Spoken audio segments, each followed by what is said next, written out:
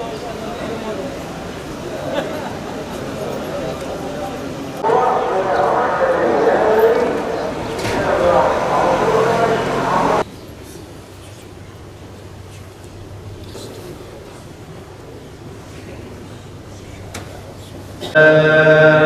ilahe illallah.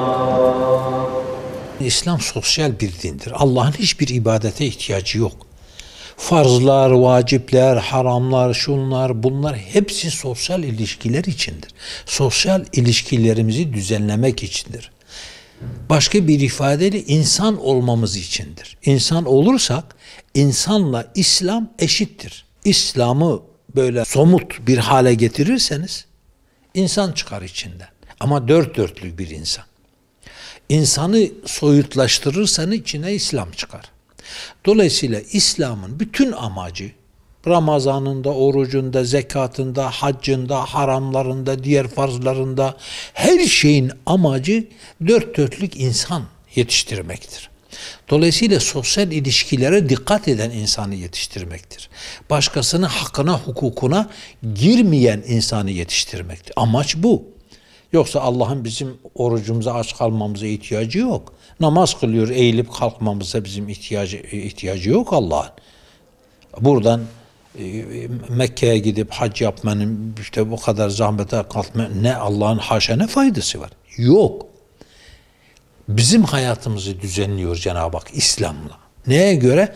İşte bu sosyal ilişkilere göre düzenliyor. Kimsenin hakkına, hukukuna girmeyelim diye.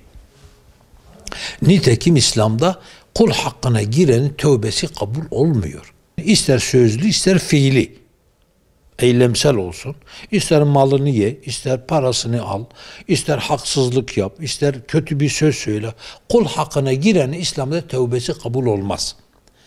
Bakın namaz insanla Allah arasında bir şeydir. Kılmazsa tövbesi kabul olur diyor alimler. Oruç tutmazsa tövbesi kabul olur.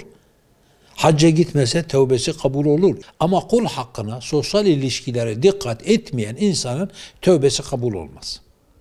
Hazreti Peygamber aleyhissalatü vesselam bir cenaze namazını kıldırması gerektiği zaman cenazenin başına dikilir, ashabe döner. Bunun üzerinde kul hakkı var mı? Eğer birisi dese ki evet ya Resulallah bir dirhem veya bir dinar her neyse bir kuruş hakkı varsa Resulullah Aleyhisselatü Vesselam geri çekilir ve cenaze namazını kıldırmazdı. Bunu bütün sahabe şahidi buna. Orada bir sahabe çıkar ya Resulallah onun borcu bundan sonra bana aittir. Ben ödemeyi taahhüt ediyorum. Siz namazını kıldırın dedikten sonra Resulullah Aleyhisselatü Vesselam cenaze namazını kılmış. Bakın sosyal ilişkileri bakın. Aksi halde Resulullah Aleyhisselatü Vesselam cenaze namazı kılmazdı.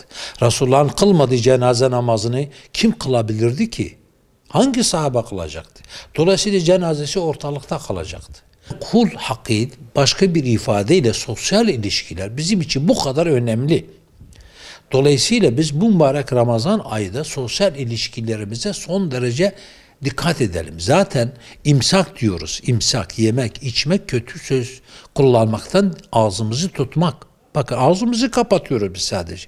Yani bir şey yemiyoruz, içmiyoruz. Ama bir de kötü konuşmamamız gerekir.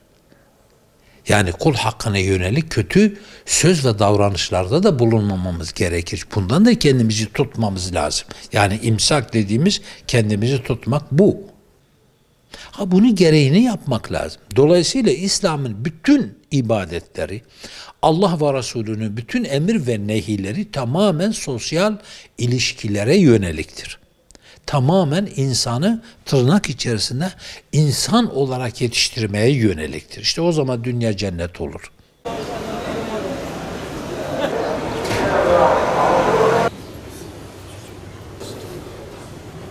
La ilahe illallah.